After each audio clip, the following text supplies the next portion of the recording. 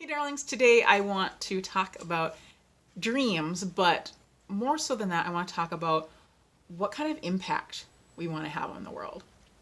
So, for me, I do have concrete dreams, and those are to be a best selling author and to be an award winning narrator. So, those are concrete. When they happen, I will know.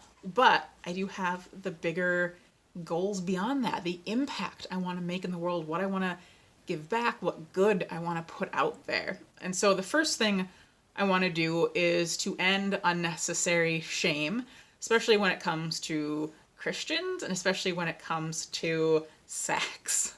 So I feel like, and I'm focusing on like Christianity just because that's what I grew up in and that's what I know. And I'm focusing on sex because I feel like there is so much shame around it, and that the pressure that we put on ourselves to basically ignore something that is very innately human is like damaging. And I would love there to be no shame around this for all religions or people who don't have any sort of religion as well, because I feel like just it's a problem just in general. And I did preface that by saying unnecessary shame. So I feel like if you kill people just for funsies, that's not okay. If you assault people, yeah, it's not okay. You should probably feel kind of or very bad about that. But I'm talking about when you're doing stuff out of love. When you're loving yourself, you're loving God, you're loving the other person. Shame is going to be very damaging to you. And totally forgot the second thing. It'll come to me. Oh, I remember. The difficulties that people have in their story that they tell about their lives and how they speak to themselves. So we all see the world through our own narrative. We all have an idea of what's going on. But it might not necessarily be true, and it might be not good for you the way that you're seeing it. So a thing for me that I was struggling with is that I am very sensitive to other people's anger. And my partner can be kind of a crabby person sometimes, and because I'm so sensitive to it, I saw him as being like very crabby. I'm like, he's so mad like all the time, and oh, it's so scary. And I actually I talked with it with my therapist, and she was like I think he's just a crabby dude. Like she said, he's a crabby patty, which makes me laugh. I like that. But she's like, he's just like that's how he is, and like, what are you afraid of? And I was like, oh, like I actually don't have anything to be afraid of. Like he's not gonna hurt me. He doesn't actually like name call or anything like that. So I was like, wait, I don't actually have anything to be afraid of. And she's like, I want you to pay attention to how you react when he's mad and then see how that affects him.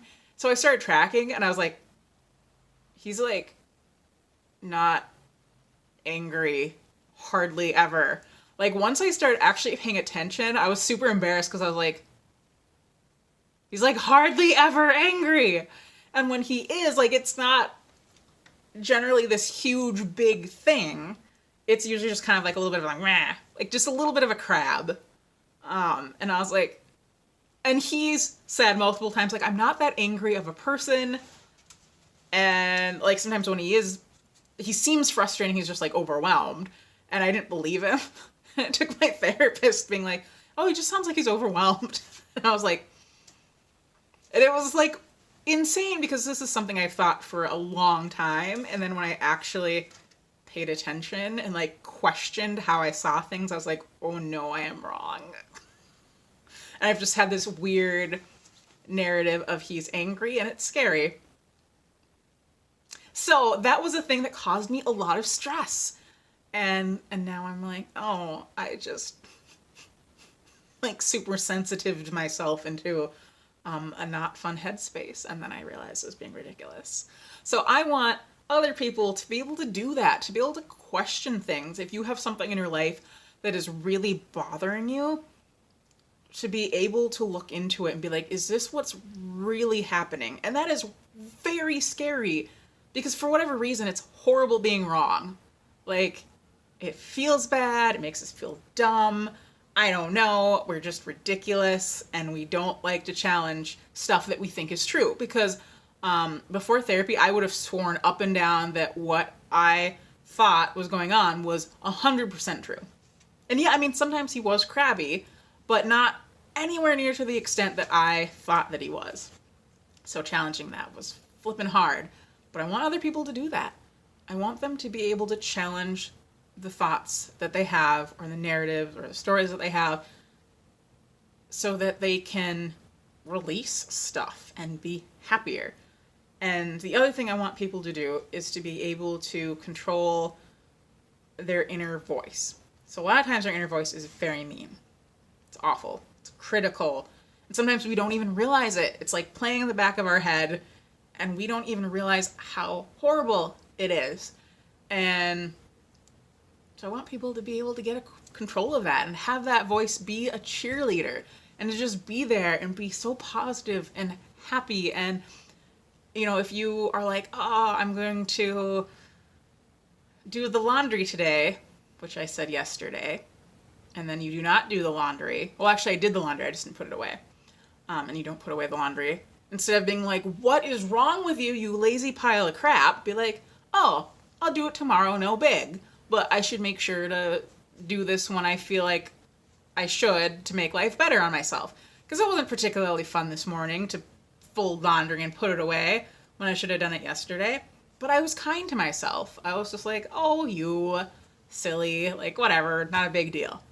And I was like, but I'll try better next time. Rather than just being super mean, because it makes life better. So that's what I want. I want to eradicate unnecessary shame, especially around Christianity and sex. And I want to have people have happy narratives that serve them. And I want people to be nice to themselves in their own head. And to get them dreams. That's what I want. So basically I want people to get rid of all that shame stuff and fix their narratives. Fix sounds weird. Challenge, improve them, make them happier, make them serve you, and have happy, nice talk to themselves, so that people can get their dreams, so that they can do the things that they flipping love, so they can find their passion and just love what they do and put out themselves to the world in a way that benefits others. So that's what I want. That's impact I want to have on the world.